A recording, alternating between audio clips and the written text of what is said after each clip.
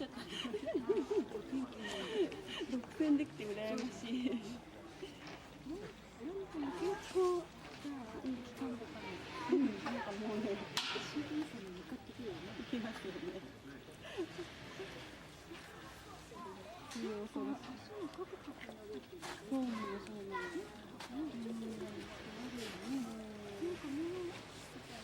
あんまり人に言われてないけど、